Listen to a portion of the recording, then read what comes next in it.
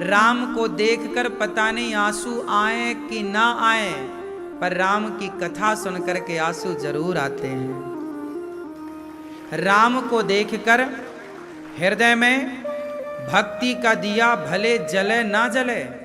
क्योंकि एक बात बताओ, यदि राम के दर्शन से सब सुधर जाते तो दुर्योधन सुधर जाता। राम के दर्शन से कल्याण यदि सुधार होता तो रावण का सुधार हो जाता। रावण तो सामने खड़ा है राम के। बोलो हाँ कि ना? अच्छा, रावण में और विभीषण में अंतर क्या था? अंतर बताओ आप, चश्मा वाली मैया। हाँ, साची है। रावण और विभीषण में केवल इतना अंतर था कि रावण राम को जानता तो था पर राम की कथा नहीं सुनता था। राम नाम से प्रेम नहीं था। जबकि विभीषण को हनुमान जी का सत्संग मिल गया, वो कथा सुनते थे, कथा सुनते थे विभीषण राम की। हनुमान जी लंका में गए तो पहले तो विभीषण से मुलाकात भई ना, तो विभीषण के संग हनुमान जी का क्या हुआ? सत्संग। और जब सत्संग हुआ तो राम से मिलने की उत्कंठा जागी। अच्छा, रावण के साथ सत्संग हो नहीं पाया क्योंकि रावण के संग सत्संग करने गए तो थे हनुमान जी, पर उसने तो बांध के खड़ा कर दिया हनुमान जी को और कहा कि आग लगा दो। अब वहां सत्संग कहां होए जहां आग लगाने की बात हो रही हो। रावण भी यदि भगवान की कथा सुन लेता, रावण भी यदि भगवान की कथाएं सुनने लग जाता तो रावण का हृदय भी बदल जाता, परिवर्तित हो जाता। क्योंकि सत्संग भगवान के दर्शन से ज्यादा महत्व रखता है। बात सही है? शबरी को क्या मिला?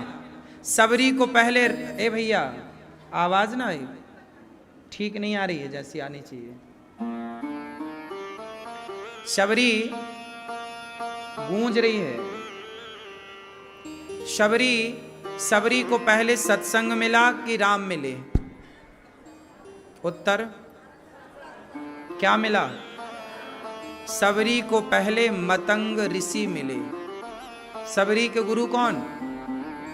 मतंग जी की तो आश्रम में रही ना माता शबरी वर्षों तक।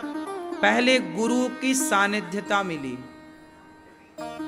पहले गुरु जी ने राम जी की कथाएं सुनाई, राम जी का नाम सुनाया, फिर कहा कि अब ये नाम जपना और इंतजार करना, तेरे घर राम आएंगे। देखो, शबरी ने नाम जपा, देखो कथाएं सुनी, राम मिल गए। अरे और तो छोड़ो, हनुमान जी को डायरेक्ट राम नहीं मिले, पहले हनुमान जी को राम जी की कथा मिली, नहीं मिली? हनुमान जी राम कथा सुनवे को रसिया, राम कथा सुनवे को रसिया, राम लखन सीता मन। तो ये रसिया है किसके? राम के रसिया नहीं है, राम कथा के रसिया हैं। राम के रसिया राम को देखें। राम जी ने हनुमान जी से कहा चलो हम साकेत ले चलें। हनुमान जी ने कहा वहां आपकी कथा है? राम जी बोले कथा नहीं, वहां तो हम ही हैं। तो हनुमान जी बोले हम आपको कब तक देखेंगे, कितना देखेंगे? आपको देखेंगे तो हो सकता है आपको देखकर पेट भर जाए, लेकिन आपकी कथा सुन करके हमारा पेट कभी नहीं भरता, इसीलिए हम यहीं रहेंगे, आप जाओ। बोले आप जाओ, हम यहीं रहेंगे। तो कब तक रहोगे हनुमान यहाँ? हनुमान जी बोले कि जब तक भगवान की कथा इस धरती पर रहेगी तब तक हनुमान जी इस धरती पर रहेंगे। भगवान की कथा देखो ना, हम 3 घंटे क्या करेंगे अब? 3 घंटे हम भगवान की चर्चा करेंगे और 3 घंटे चुटकियों में निकल जाएंगे। 3 घंटे आप कथा सुन सकते हैं, पर किसी भी मंदिर में आप 3 घंटे रेगुलर दर्शन नहीं कर सकते, है ना? प्रैक्टिकल करके आप देख लो। इसलिए राम से अधिक राम कर नामा, राम के नाम में ज्यादा शक्ति है, राम की कथा में ज्यादा शक्ति है। और सुनो, जहां नाम होता है,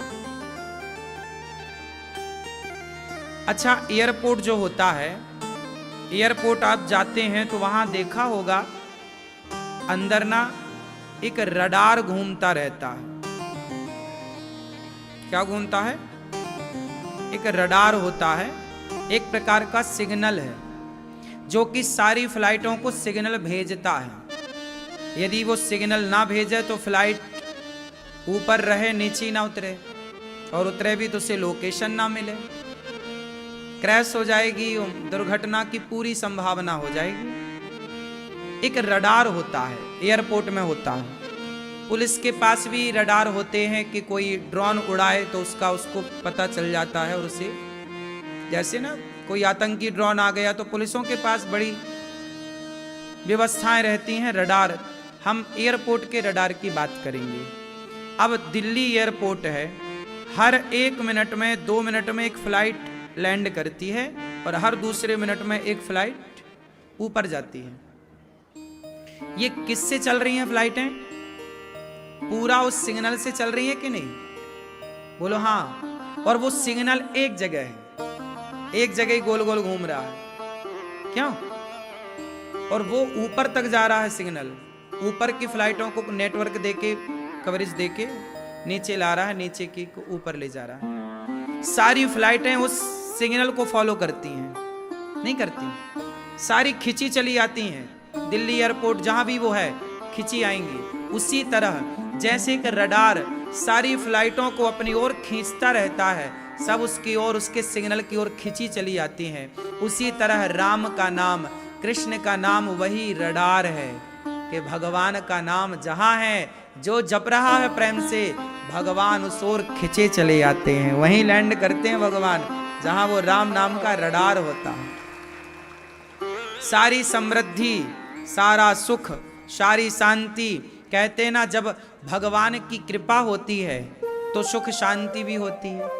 हे प्रभु, घर में बहुत सुख हो, शांति हो, समृद्धि हो, धन धान्य हो, रिद्धि हो, सिद्धि हो, शुभ हो, लाभ हो, प्रेम हो, है ना? तो ये सब कहां खिंचता है? और सुनो, केवल रडार फ्लाइट को सिग्नल देता है ऐसा नहीं, हेलीकॉप्टर को भी देता है। हेलीकॉप्टर भी वहीं उतरेगा जहां से सिग्नल मिलेगा। छोटी छोटी फ्लाइटें होती हैं, है ना, सारी उसकी ओर खिंची चली आती है। प्राइवेट जेट होते हैं, वो सबको सिग्नल देता है, चाहे सरकारी फ्लाइट हो या प्राइवेट फ्लाइट हो। उसी तरह जहां राम नाम होता है, कृष्ण नाम होता है, इसलिए पहले के लोग बड़े समझदार थे। पहले के लोग घर में रोज कीर्तन करते थे। पहले के लोग क्या करते थे? रोज जोर से रोज कीर्तन, श्री कृष्ण गोविंद हरे मुरारी, हे नाथ नारायण वासुदेव, करते थे कि नहीं? पहले के लोग कीर्तन करते थे। क्यों करते थे? पहले के लोग प्रभात फेरियां निकालते थे सवेरे सवेरे गांव में। क्यों? क्योंकि जब हम मिलजुल कर कीर्तन करते हैं, जहां भगवान का नाम होता है, समृद्धि, सुख, शांति, स्वयं भगवान उस रडार की ओर खिंचे चले आते हैं। ये राम का नाम हल्के में ना लेना। ये वही राम का नाम तो है कि पत्थर पर लिख कर डाला तो पत्थर पानी में तैर गए। यदि भगवान के नाम ने पत्थर को नहीं डूबने दिया तो हमें भी नहीं डूबने देगा। ये है नाम की महिमा। इसलिए कहता हूं, काम करते रहो नाम, खूब नाम जप करो। भगवान की कथा भगवान से बड़ी है। सही है? भगवान से बड़ी भगवान की कथा। इसलिए कहते हैं ना, भगवान राम आए तो गिने चुने लोगों को तारे। आप गिनती में ले लो, उंगलियों पे गिन लो, राम ने किसे तारा? राम ने अहिल्या को तारा, राम ने ताड़का को तारा, राम ने जटायु को तारा, राम ने लंका वासियों को तारा, राम ने और लोगों को तारा। उंगलियों पे गिन सकते हैं आप कितने लोगों को तारा। राम ने त्रेता में आकर गिने चुने लोगों को तारा, लेकिन त्रेता के बाद क्या रही? राम नहीं, राम की कथा रही। तो जितनों को राम ने तारा, उससे कई गुना ज्यादा लोगों को राम की कथा ने तार दिया। बोलो, आज कथा नहीं तो हम सबको जोड़ के रखा है। बोलो हाँ कि ना?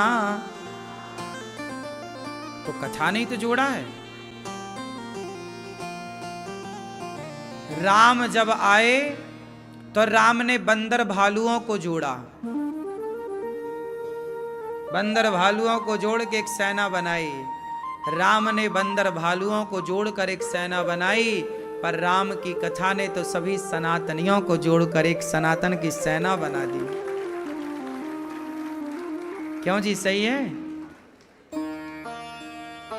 इसलिए राम से बड़ी है राम की कथा, राम से बड़ा है राम का नाम। इसलिए कहता हूं, भगवान के नाम से बहुत प्यार करो। भगवान, तुलसीदास जी कहते हैं, एक घड़ी आधे घड़ी आधे की पुनियाद, तुलसी चर्चा राम की हरहि कोटि अपराध। भगवान की कथा थोड़ी ही सही रोज जहां होती है, वो धरती एक अलग सी एनर्जी से परिपूर्ण हो जाती है। अब आप यहाँ बैठे हैं ना, यहाँ नित्य कथा ही होती है इस प्रांगण में। ये वृंदावन का जो वातावरण है ना, आप लोग पता नहीं आपकी सिग्नल काम करता है कि नहीं, हमारा सिग्नल तो काम करता है।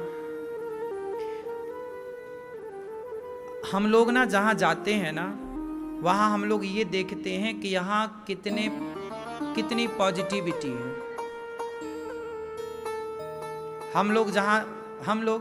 हम जहाँ जाते हैं हमें पता चल जाता है कि इस धरती पे कितनी ऊर्जा है, कितनी सकारात्मकता है। आप महसूस करेंगे यदि भक्ति के पथ पर हैं, तो आप देखेंगे कि यहाँ वृंदावन में भक्ति के वाइब्रेशन ज़्यादा है, क्यों जी, बात सही है कि गलत है? यहाँ पॉजिटिविटी आपके घर के पॉजिटिविटी से कई गुना एडवांस होगी, ज़्यादा होगी। सही है? आप महसूस करिए। देखो, ये बात ना, ये सिग्नल है, ये सबकी खोपड़ी में ये नहीं चढ़ता जो हम कह रहे हैं। मैं लंदन गया वर्ष भर पहले। जब मैं लंदन गया तो वहां ना कोई पॉजिटिविटी है ही नहीं वातावरण में। मैंने वहां के वातावरण को सर्वे किया, वहां का कहीं कोई सिग्नल ही नहीं है। वहां ना कोई संत है, ना भजन। हमारा भारत, यहां कितने बड़े बड़े संतों ने भजन किया। संत तो चले गए, पर संतों के भजन का प्रभाव आज भी भारत की धरती पर है। इसलिए हमारा भारत आज भी भरा पड़ा है भक्ति और प्रेम से, लेकिन तीर्थों में ज्यादा है, क्योंकि सब भक्त लोग यहाँ आते हैं। इस धरती का ऐसा कोई साधु नहीं, संत नहीं जो वृंदावन न आया हो। भगवान कृष्ण का अवतार हुआ तो यहाँ शंकर जी आए, सभी देवी देवता आए, तो सब आए ना, तो उनका एक वातावरण जो बना वो इस भूमि पर, इस माहौल में आज भी है। इसलिए घर में आप भजन करोगे ना, ध्यान नहीं लगेगा, लेकिन तीर्थों में आप ध्यान लगाओगे, ध्यान जल्दी लग जाएगा। आप प्रैक्टिकल करके देख लेना, क्योंकि यहां नेटवर्क है, यहां रडार मिल रहे हैं, सिग्नल मिल रहा है पॉजिटिविटी का। बात सही है? घर पे आप ध्यान करो, आंखें बंद करो, 17 विचार आएंगे, पर वृंदावन धाम में जरा आपके अंदर भक्ति होनी चाहिए, क्योंकि रडार यदि सिग्नल छोड़ रहा है यहाँ से एयरपोर्ट से, तो उसका सिस्टम एक फ्लाइट के भीतर भी तो है ना कि जो उसे कैप्चर करे। अब भेजे जा रहा पर फ्लाइट में है ही नहीं कुछ, तो कैप्चर क्या करेगा? तो आपके भीतर भी थोड़ा होना चाहिए कि यहाँ से जो सिग्नल निकल रहे हैं पॉजिटिविटी के, वो आप थोड़ा उसे देख पाओ, समझ पाओ। अब आपके अंदर भी बिल्कुल पॉजिटिविटी नहीं है तो ये रडार काम ही नहीं करेगा। तो आपके अंदर थोड़ी भक्ति हो और थोड़ी भक्ति के वातावरण यहाँ है, तो दोनों जब मिलेंगे तो आप, इसलिए लोग कहते हैं, सारे लोग कहते हैं 99.99 लोग कहते हैं कि वृंदावन आने के बाद यहां से जाने का मन नहीं करता। ऐसा लोगों से मैंने सुना। क्यों कहते हैं? कुछ तो बात है। क्यों जी? कुछ तो है ना यहाँ के वातावरण में, और वो वातावरण का अनुभव सब नहीं कर सकते। अब जो काम वासना से भरा पड़ा है, जो विकारों से भरा पड़ा है, जो यहाँ आकर भी विषय विकार ही देख रहा है, उसे ये सिग्नल टच नहीं करते। आपके भीतर भी क्या, जब कुछ होगा, भक्ति का बीज होगा, तो फिर वो यहाँ अंकुरित हो जाएगा। अच्छा एक बात बताओ, आपके घर में गेहूं चने तो होंगे, होंगे, रसोई में सब होता है। आपके घर में गेहूं, मैया आपने काय में भर रखा है? गेहूं डिब्बा में, एक डिब्बा है। आप देखना क्या वो गेहूं अंकुरित हुआ? नहीं। लेकिन उस गेहूं को जरा आप पानी में डाल देना तो दूसरे दिन ही आपको अंकुरित मिल जाएगा। और आपके डिब्बे में 1 साल से भरा है, लेकिन वो अंकुरित नहीं हुआ। लेकिन अंकुरित कहां हुआ? पानी में। क्यों? क्या उसके भीतर 1 साल से अंकुरित शक्ति नहीं थी? थी, लेकिन जिससे वो अंकुरित होता वो संग उसे नहीं मिला। पानी का संग किया गेहूं ने, लो अंकुरित हो गया। ऐसे ही है कि आपके भीतर भक्ति का बीज तो पड़ा है, पर जब ऐसा संग मिलता है, ऐसा धाम मिलता है, तो वो बीज अंकुरित हो जाता है। इसलिए वृंदावन धाम क्यों आना चाहिए? कथाएं क्यों सुनना चाहिए? कथा सुनने से क्या होगा? आपके भीतर जो भक्ति का बीज है वो इस धाम में, इस कथा के जल से, जैसे गेहूं पानी के संयोग से तो अंकुरित होगा, उसी तरह आप जब कथा से जुड़ेंगे, सत्संग का जल आपके हृदय में पड़ेगा, तो आपके भीतर भक्ति का बीज अंकुरित हो जाएगा। लेकिन एक गेहूं अंकुरित नहीं होता। कौन सा? आप गेहूं को जरा तवे में डाल दो, गरम तवे में या गरम कढ़ाई में, जरा गरम तवे में गेहूं डाल दो और जरा 4-6 बार ऐसे ऐसे हिलाओ, घुमाओ, जरा गेहूं गरम हो जाए, फिर आप डालो पानी में। क्यों? गेहूं को आप गरम करो तवे में और फिर पानी में डालो, अंकुरित होगा? बोलो, नहीं होगा। क्यों नहीं होगा? क्योंकि वो एक अलग टेम्परेचर में चला गया, एक अलग ही संगति में चला गया। पानी की संगति डायरेक्ट मिलती तो अंकुरित होता, पर उसे आग की संगति मिल गई। किसकी संगति मिल गई? अग्नि के संपर्क में आ गया, और अग्नि के संपर्क में आने से उसकी क्या हो गई? अंकुरित शक्ति नष्ट हो गई। उसी तरह जो सत्संग में आ जाते हैं उनकी तो अंकुर निकल आता है, मतलब भक्ति का बीजारोपण हो जाता है। लेकिन जो लोग बुरी संगति में पड़ जाते हैं, गलत संगति में पड़ जाते हैं, फिर उनके कितना भी समझाओ, मूर्ख हृदय न चेत, जो गुरु मिलहि विरंचि सम।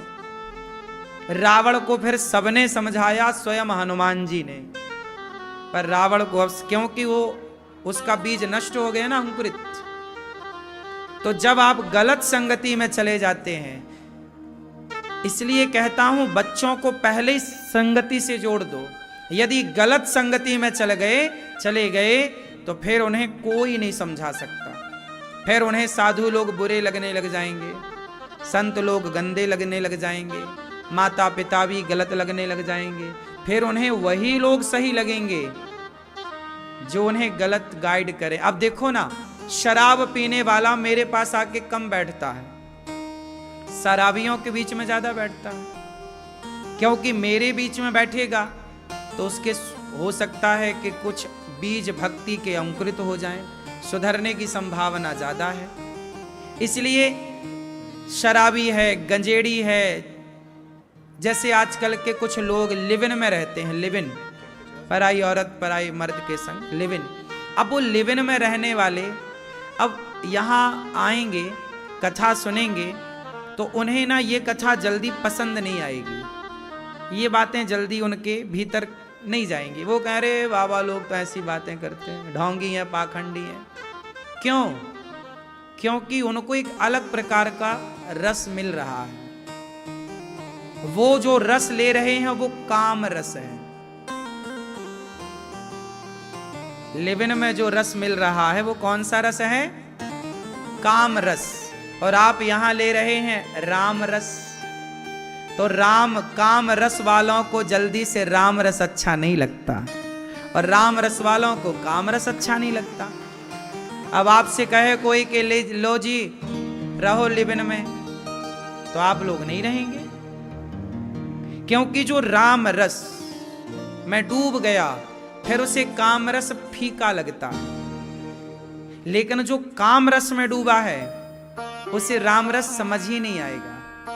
और एक बात बताएं, काम रस में डूबा हुआ यदि एक बार उसे राम रस का चस्का लग गया, कथा का, सत्संग का, भक्ति का चस्का लग गया, तो फिर वो काम आम छोड़ करके, वासनाएं छोड़कर राम का दीवाना भी हो जाए, कृष्ण का दीवाना भी हो जाए। कितनी वैश्याएं ऐसी हैं जिन वैश्याओं ने अपना धंधा बंद कर दिया कथाओं के रस के कारण। अरे हम तो कोई और रस लूट रहे थे, यहां तो अलग ही लूट रहा है। कितने वैश्याओं की कथा भागवत जी में है। पिंगला नाम की वैश्या, गणिका आप जब जानती हैं, इन्होंने ये वैश्याएं थी, खुलेआम वैश्यावृत्ति करती थी, दिन में 10 मर्द बदलती थी। लेकिन ऐसी वैश्याओं ने जब कहीं चलते फिरते कथाएं सुन ली और कानों में कथा का रस पड़ा, दौड़ के आई, जरा बैठी, क्या हो रहा जरा देखें, तो आई बैठी और ऐसी डूब गई उस प्रेम के रस में, भक्ति के रस में। भगवान ने अपनी ओर ऐसा खींचा कि उसके बाद तो वो कभी गई ही नहीं और उनका कल्याण हुआ, वो परम भक्त बनी। तो ये रस ऐसा है, कहते ना कि सबको अपना अपना स्वाद, सब अपने अपने स्वाद में रहते। जैसे गुजरात का आदमी, उसके खाने का अपना ही स्वाद है, कढ़ी भी खाए तो मीठी, दाल भी खाए तो मीठी, और सब्जी में भी शक्कर ही डाल के खाए, क्योंकि वहां का स्वाद है। क्यों? अब वहां के लोगों को यहाँ की कढ़ी खवाओ तो अच्छी ना लगे, और आप लोगों को कढ़ी शक्कर डाल के खवाएं तो आपको अच्छी ना लगे। बात सही है? बिहार के लोग लिट्टी चोखा खाते हैं। अब लिट्टी चोखा तो मध्य प्रदेश के आदमी को खवाओ तो उसे 1-2 बार में तो समझ ही नहीं आया भैया ये क्या है।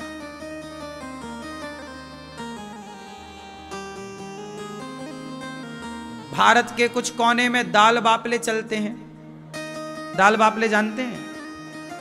हमने जब पहली बार सुना दाल बापरे तो उसका सुना दाल बापरे, हमने कहा ये बापरे क्या है भाई?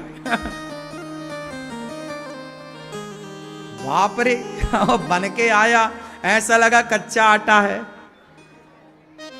शुरू में अच्छा नहीं लगा, लेकिन जब उसे खाते गए तो फिर हम भी उसके दीवाने हो गए। दाल बाफले अच्छे लगने लग गए। ऐसी मैं महाराष्ट्र गया तो वहां ना कोई भी फंक्शन होगा, कुछ भी होगा तो बैगन चलता है। क्या चलता है? बैगन। आप में से हो कोई महाराष्ट्र का? बैगन चलता ना वहां। अब हम जब गए वहां तो हमें वो बैगन अच्छा ना लगे, लेकिन फिर रहे वहां, रहते रहते खाते खाते हमें अच्छा लगने लग गया। बात सही है।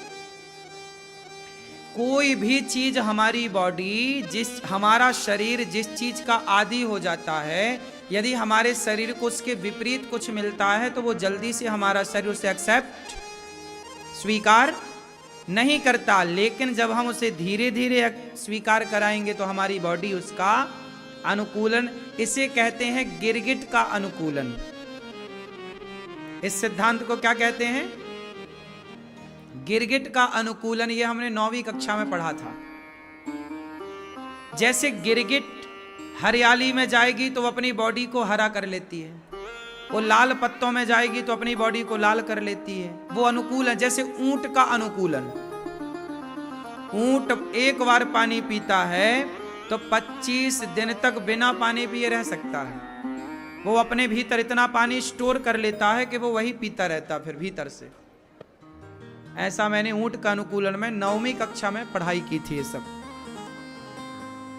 गिरगिट का अनुकूलन, ऊंट का अनुकूलन, उस माहौल में रहने का आदी हो जाना, हाँ या ना। उसी तरह जो भक्ति के रंग में नहीं रंगे, उन लोगों को चाहिए कि वो थोड़ा थोड़ा कथा आप 10 मिनट सुनो, 20 मिनट सुनो, और जब धीरे धीरे आप आदी हो जाओगे तो फिर गारंटी कि आप बिना कथा के, बिना भगवान के भक्ति के रह नहीं सकते। और जब ऐसी आदत लग जाएगी तो जीवन का उत्थान होता है, कल्याण होता है। हमारे कथा में परीक्षित बन करके देखो, श्रीमती मीना जैन, मीना मैया आई हैं। दिलीप जैन जी पटना बिहार से आए हैं।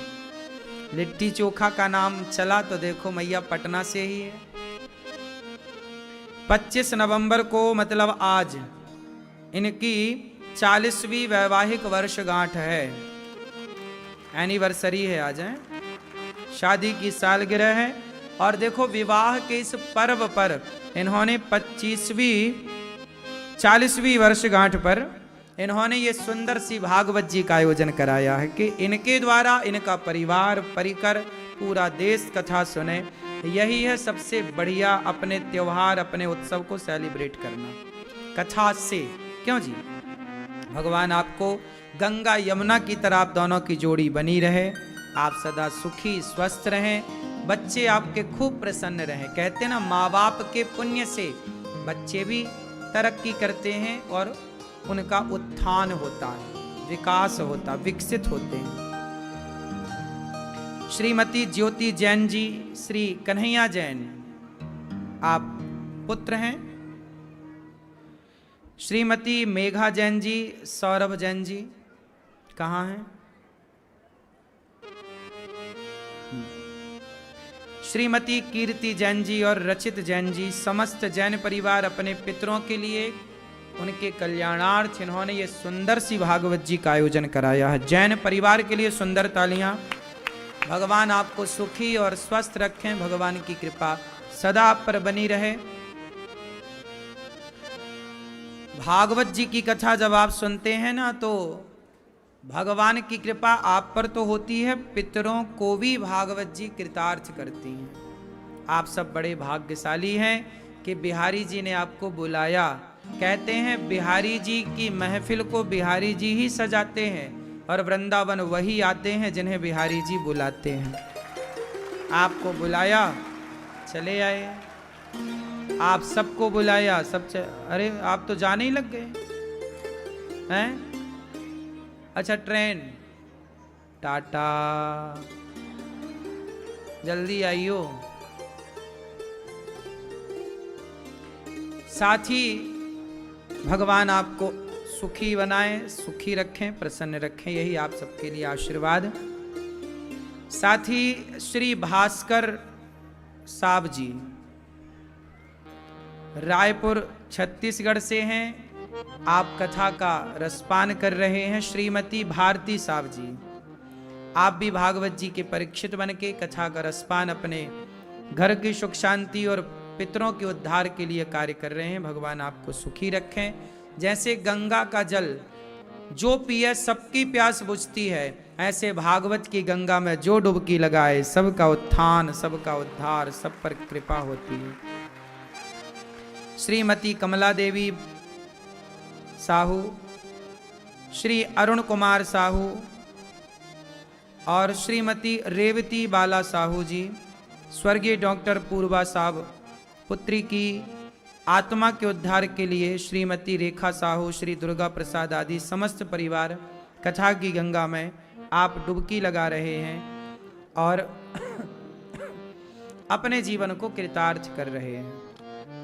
तो साव परिवार के लिए भी बहुत बहुत साधुवाद। आप सब पर बिहारी जी की कृपा बनी रहे, आप भी खूब तरक्की करें, खूब सुखी रहें, समृद्धवान रहें, भागवत जी की कृपा आप पर बनी रहे। बिना भगवान की कृपा के भागवत संभव नहीं है। आप लोग आए नहीं हैं वृंदावन, बिहारी जी ने बुलाया है कि चलो जी अब आओ। आए नहीं हैं, बिहारी जी बुलाते हैं आपको। और आप सब पर बिहारी जी की ऐसी ही कृपा बनी रहे। यहाँ भागवत जी के पोथी पाठ भी बैठे हैं और आप जितने भक्तों ने यहाँ पोथी पाठ रखा है, आप सब अपने पितरों के लिए, घर की सुख शांति समृद्धि के लिए इन्होंने आप सब ने जो कार्य किया वह निश्चित ही उत्तम है। आप जिस कामना से यहाँ भागवत जी का पाठ करा रहे हैं, भागवत जी आपकी समस्त कामनाएं पूरी करें, यही भागवत जी से प्रार्थना है। तो यजमान परिवार के लिए भी तालियां, जिन्होंने भागवत जी के पोथी पाठ कराए, आप सबके लिए भी तालियां। श्री भास्कर साहब जी और श्रीमती भारती साहब जी के लिए सुंदर तालियां बजाएं, इनके सम्मान स्वागत के लिए। और श्रीमती मीना जैन और भैया श्री दिलीप जैन जी के लिए भी सुंदर तालियां। आगामी भागवत जी का पाठ 25 दिसंबर से है। आप भी अपने पितरों पूर्वजों के लिए भागवत जी के पाठ 25 दिसंबर से जो होंगे आप करा सकते हैं। दिसंबर में छुट्टियों के टाइम आकर इसी बहाने माता पिता को भागवत सुनवाइए, आप भी सुनिए। 25 दिसंबर से भागवत जी के पाठ होंगे। प्रिय भक्तों, भागवत की कथा प्रत्येक प्राणी को सुननी चाहिए, सबको सुननी चाहिए। भागवत जी में 18,000 श्लोक, 335 अध्याय।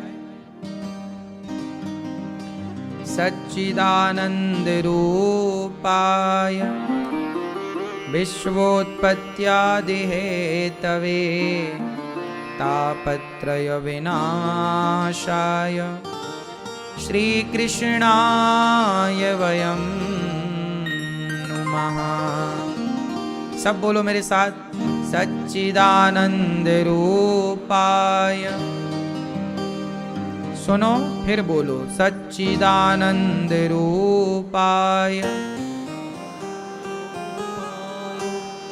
विश्वोत्पत्त्यादि हेतवे तापत्रय विनाशाय श्रीकृष्णाय वयं नुमः।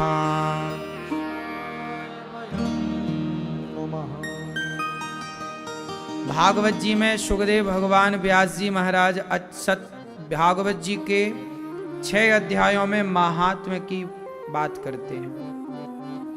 भागवत जी की महिमा क्या है? सच्चिदानंद, सतचित आनंद, सच्चिदानंद। भगवान सत्य स्वरूप, चित स्वरूप, आनंद स्वरूप है। सत्य, देखो जब तक व्यक्ति सत्य के राह पर नहीं चलता, सत्य चित आनंद पहले नंबर पे है। सत्य, सत्य के राह पर जब तक व्यक्ति नहीं चलेगा तब तक उसकी चेतना नहीं जागेगी, ज्ञान की चेतना, भक्ति की चेतना नहीं जागेगी।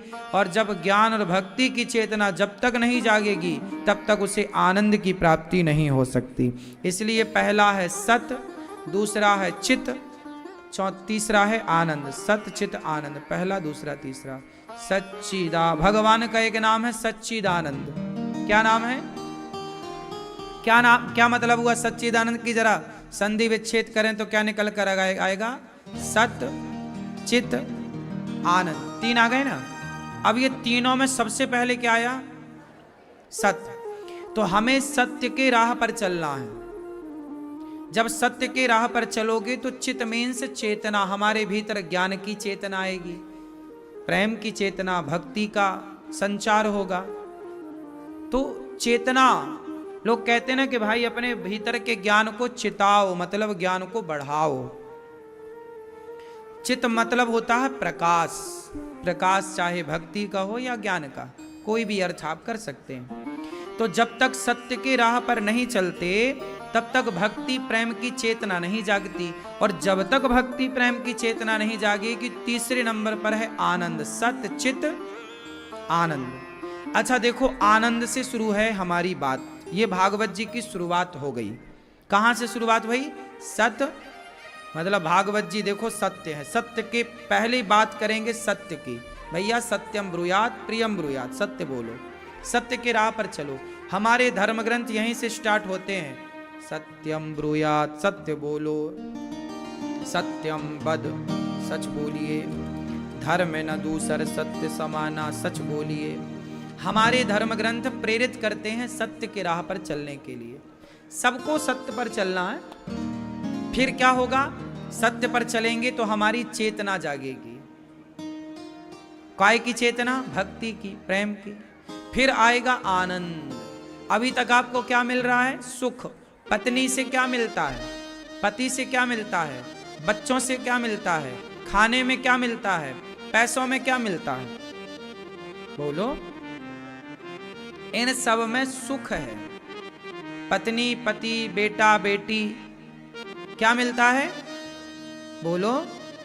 खाने में क्या मिलता है? बड़ा मजा आ गया। इसे इस भाषा में समझो, ये सुख है। लेकिन एक बात बताओ, सुख का उल्टा क्या होता है?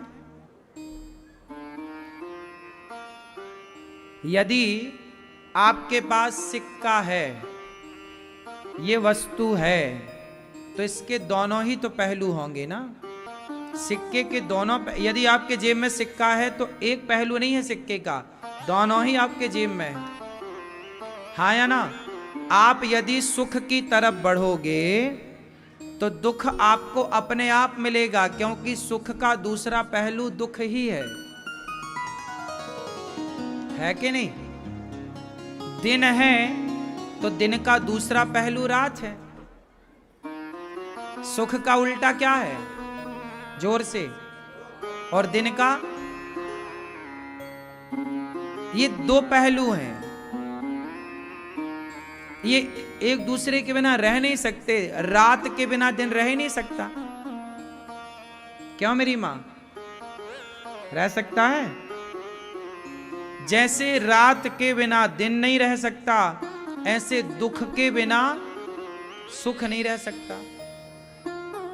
जैसे हानि का क्या हुआ?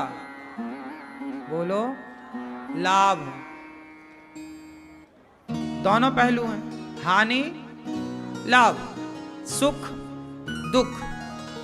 जब आप सुखी होते हैं तो एक पहलू दिख रहा है आपको, हम बड़े सुखी हैं, बड़े सुखी, लेकिन नहीं, इसके साइड में एक दूसरा पहलू भी छिपा है, दुख का, जो आज नहीं प्रकट हो रहा है पर होगा। इसलिए कहता हूं, सुख के चक्कर में मत पड़ो। हमारे शास्त्र कहते हैं कि भगवान की शरण में आओगे तो सुखी ना बनोगे। भगवान आपको सुखी नहीं बनाते, आपको सुख नहीं देते। भगवान की कथा, भगवान की भक्ति, भगवान आपको आनंद देते हैं, सच्चिदानंद। क्या देते हैं? चलो बताओ, आनंद का उल्टा बताओ। आनंद का दूसरा पहलू क्या है? सुख का दुख था, दिन का रात। आनंद का बताओ, बोलो। आनंद का उल्टा करो जरा, बोलो। होगा ही नहीं। सुख का उल्टा दुख होगा, आनंद का उल्टा कुछ ना होगा। आनंद का तो आनंद ही रहेगा। इसलिए सुखी रहने वाला ही दुखी रहता है, आनंद में रहने वाला सदा आनंद में रहता है। इसलिए आनंद में रहो, सुख में ना रहो। सुख में रहोगे तो दुख में भी रहना पड़ेगा, इसलिए किस में रहो? आनंद में। और आनंद में कौन रह सकता है?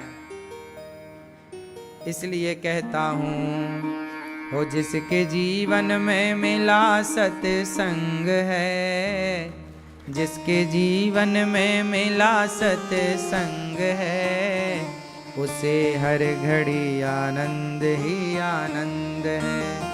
तो आनंद में रहना हो तो कहां से रहोगे? सत्संग से। भगवान की कथा सुख नहीं देती, आनंद देती है। वो आनंद जो सदा रहेगा, है ना? देखो, ऊंचाई, सबसे ऊपर कौन जाती है? पेड़ पौधे ऊंचे जाते हैं कि पतंग ऊंची जाती है? ऊंचा कौन है? पतंग ऊंची है ना? बोलो। अच्छा, पीपल ऊंचा है ना कि नहीं है? पीपल, वट, वट मतलब वट वृक्ष, वट वृक्ष समझते हैं ना? बरगद, वट समझते हो?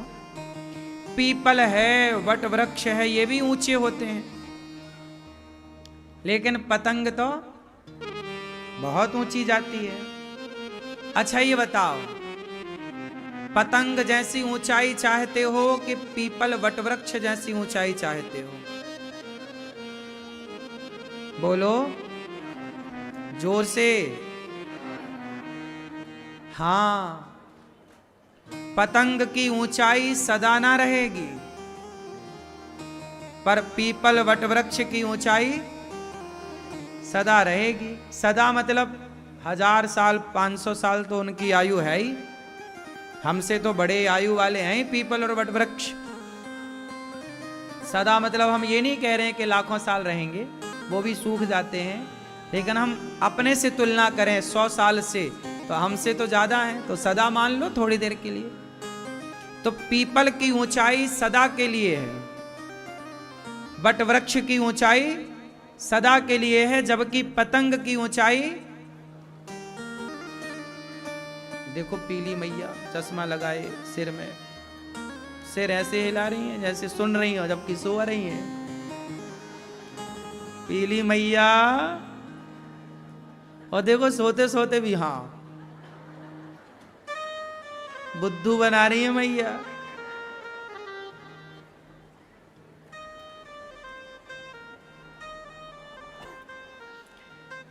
ऊंचाई कैसी होनी चाहिए?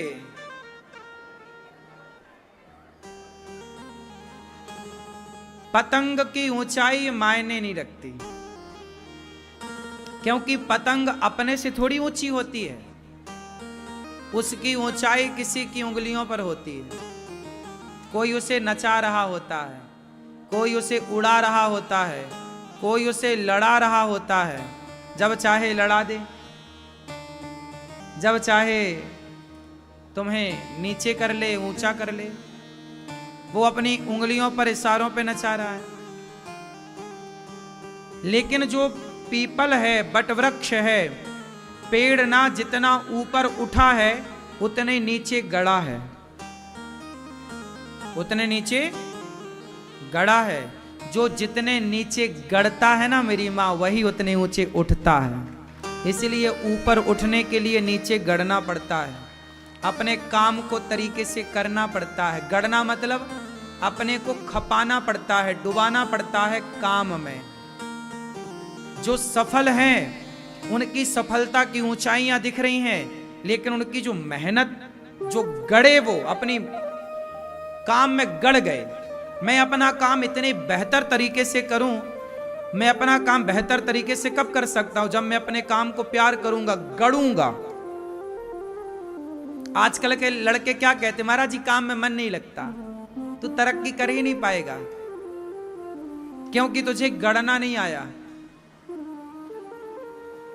मेहनत, काम में मन नहीं लग रहा, ये तो तुमने गजब की बात कह दी। हमसे पूछो हम अपने काम को कितना प्यार करते हैं। हम कथा सुनाते हैं, ये दास अनिरुद्ध आपकी सेवा करता है, लेकिन देखो अभी इसके पहले परसों तक एक ही दिन में 2 कथाएं थी, सुबह 10 से 1 तक ददरुआ धाम में और दूसरी 3 से 6 बजे तक ग्वालियर में। 50 किलोमीटर आना, 1 घंटा आना, 1 घंटा जाना, 3 घंटे कथा कहना, फिर 3 घंटे कथा कहना और शाम को 1 घंटा प्रश्नोत्तरी करना। क्यों हमने किया ये सब काम? प्रश्नोत्तरी का तो हमें कोई पैसा भी नहीं देता, फिर भी हम करते हैं। क्यों? अपने काम से बहुत प्यार करते हैं, अपने काम के प्रति ना हम गड़े हैं। जैसे पीपल गड़ा है जमीन पर, बट वृक्ष की जड़ें गड़ी हैं। जो आदमी, अब देखो परसों ही आए हम, वहां से चले तो हम सवेरे 5:30 बजे पहुंचे, कल सुबह 5 बजे। और सुबह 5 बजे पहुंचने के बाद हम 8:45 बजे अपने काम में आकर के बिल्कुल दिन भर के लिए गड़ गए। ऐसा नहीं कि हम लेट आए हैं तो चलो आज सोते हैं, संडे मनाते, नहीं, हमारा कोई संडे भी नहीं होता। 5:30 बजे आए, पूरी रात रास्ते में थे, सोए नहीं। गाड़ी में बैठे बैठे आदमी एक आध झपकी लिए हों तो अलग विषय है, एक आध घंटे सोए हों तो अलग विषय है। आए 5:30 बजे, आके सबसे पहले स्नान किए और थोड़ा सा लेटे बिस्तर पर, 1-2 घंटे सोए, फिर अपने काम के प्रति खड़े हो गए। फिर दिन भर काम, जैसा रोज का शेड्यूल वैसे काम, और आज फिर आपके बीच में कथा सुनाने लग गए। आप लोग काम करते हैं 6 दिन, तो सरकार भी आपको संडे की छुट्टी देती है कि भाई एक दिन रेस्ट करो। फ्लाइट उड़ाने वाला जो होता ना, क्या बोलते हैं उसको, पायलट यदि 4 घंटा फ्लाइट उड़ाता है ना, तो उसको 12-15 घंटे की छुट्टी मिलती है कि भाई तुम 4 घंटा काम किए हो, चलो अब छुट्टी पे रहो। पेमेंट पूरी मिलती है उसको, लेकिन छुट्टी पे है, उसको रेस्ट करना है। ठीक है, हम ये नहीं कहते कि आपको रेस्ट नहीं करना चाहिए, रेस्ट करना चाहिए, शरीर को आराम जरूरी है। लेकिन हम केवल ये बता रहे हैं कि हम अपने काम से कितना प्यार करते हैं। हम चाहें तो आराम भी करें, कौन रोकने वाला है? लेकिन नहीं, हमने आराम से पहले अपने काम को महत्व दिया। काम को महत्व ना देते तो आज यहाँ बैठकर आपके बीच में ना होते, इतनी बड़ी बड़ी सेवाएं ना हो रही होती। इसलिए कहता हूं, मैं केवल ये कह नहीं रहा हूं आपको, मैं स्वयं करता हूं। मैं पीपल की, बट वृक्ष की जड़ की तरह नीचे भी गड़ा हूं। आप तो ये देख रहे हैं चारों ओर लोग कहते हैं अनिरुद्धाचार्य जी का नाम है, नाम व्यक्ति, मैं अपना काम ही तो कर रहा हूं। ईमानदारी से अपना जब काम करूंगा तो काम की खुशबू तो सब तक पहुंचेगी। आपकी मेहनत, आपके काम की खुशबू दुनिया तक जाती है।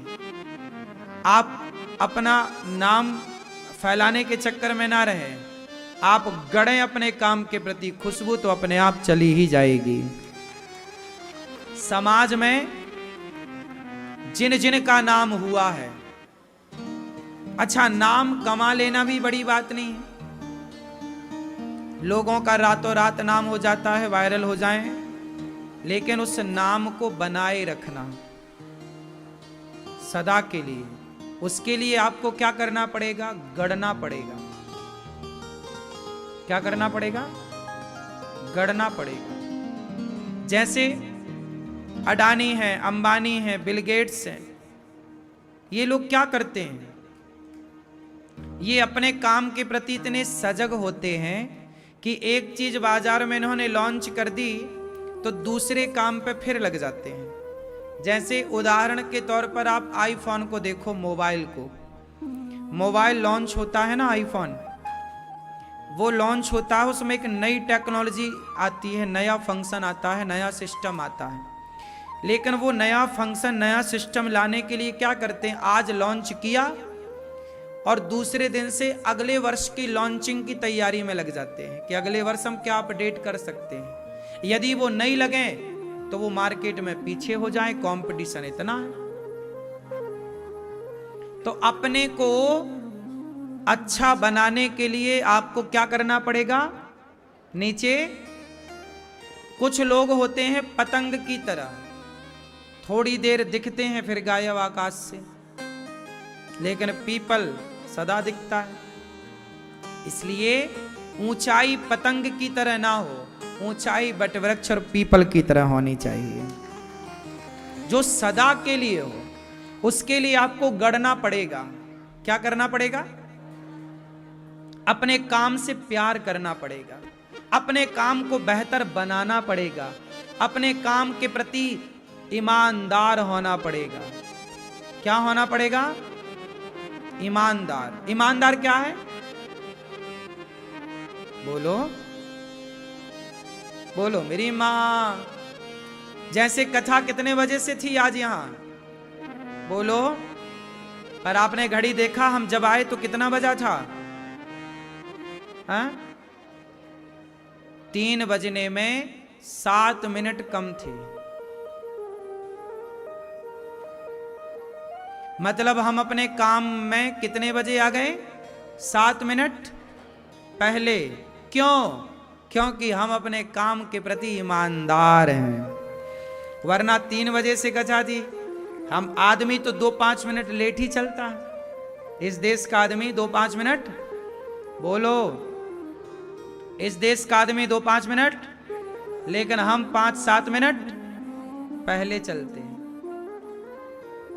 यही है गणना, यही है अपने काम के प्रति ईमानदार होना। हम केवल कह के नहीं बता रहे हैं, आप हमारी ये छोटी छोटी चीजें नोट करिए।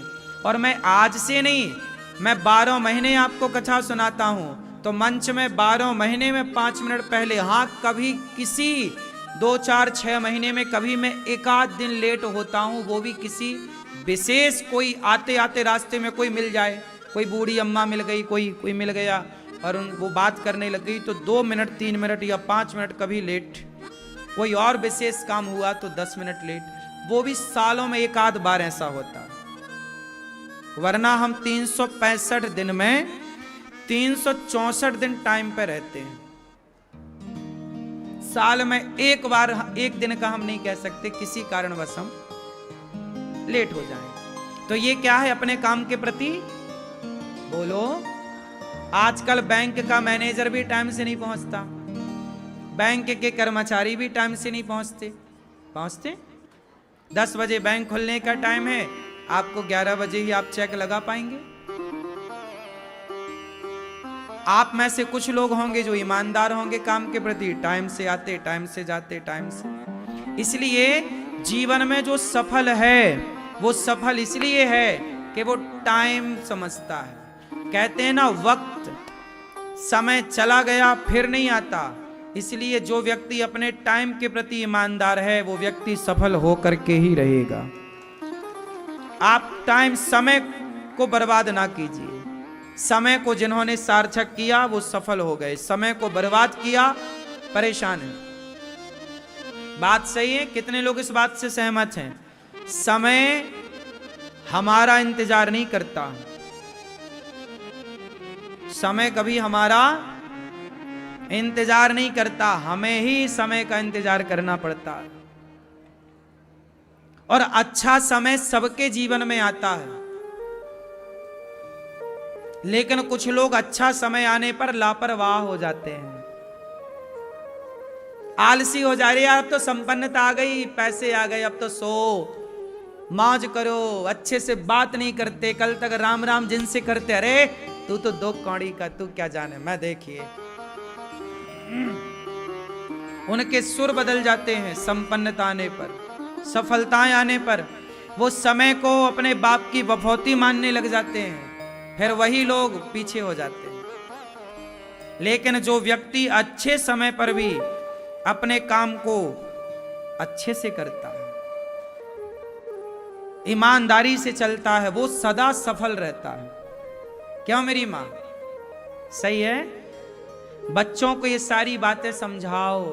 आज का जो युवा है ना, वो इन सब बातों से बड़ा दूर है। आजकल का युवा 10 बजे तो उठता है, आज का युवा 10 बजे उठता है। सुनो, आज के लड़के जितने बजे सोकर उठते हैं ना, उतने बजे तक तो हमारा आधे से ज्यादा काम हम सवेरे का निपटा देते हैं 12 महीने। आज का युवा जितने बजे सो के उठता है, इतने बजे तक तो गौरी गोपाल आश्रम में 2 से 3 हजार लोग भोजन प्रसादी करके जा चुके होते हैं। उतनी देर में तो हम हजारों लोगों को भोजन बांट चुके होते हैं। इसलिए कहता हूं कि अपने बच्चों से कहो कि बेटा समय का सदुपयोग करो, अपने काम में इतना डूब जाओ, गड़ जाओ कि बगल में क्या हो रहा है हमें पता ही ना लगे। हमें बिल्कुल पता नहीं लगता कि क्या हम ना न्यूज सुनने का टाइम है, ना प्रपंच सुनने का टाइम, ना तुम अच्छे हो ना बुरे हो। आप अच्छे हैं इससे भी हमें कोई लेना देना नहीं, आप बुरे हैं इससे भी हमें कोई लेना देना नहीं। आप आए हैं, हमने आपकी सेवा की, आपको कथा सुनाई, अब आप अच्छे हैं कि बुरे हैं हमें इससे कोई मतलब नहीं। हम तो केवल कथा सुना के आपके भीतर अच्छाइयां भरना चाहेंगे। हम तो दे रहे हैं, लेना है लो, वरना जबरदस्ती भी किसी को पकड़ के नहीं बिठा रहे कि भैया नहीं बैठ, सुनना ही पड़ेगा। क्यों जी? सिंपल फंडा, सिंपल जिंदगी है, सिंपल विचारों के साथ मैं जीवन जीता हूं और इन विचारों को फॉलो करता हूं। आपसे बस इतनी सी मेरी प्रार्थना है कि आज के युवाओं को बस ये बताओ कि बेटा, आज के युवाओं को यही नहीं पता कि हमें करना क्या है, जाना कहां है, लक्ष्य क्या है। आज युवाओं से पूछो भैया क्या कर रहे हो, पता ही नहीं। जो कर रहे हैं वो सही कर रहे हैं, गलत उन्हें पता ही नहीं। आज लोगों का लक्ष्य तैयार नहीं है, क्लियर नहीं है, कहां जाना है।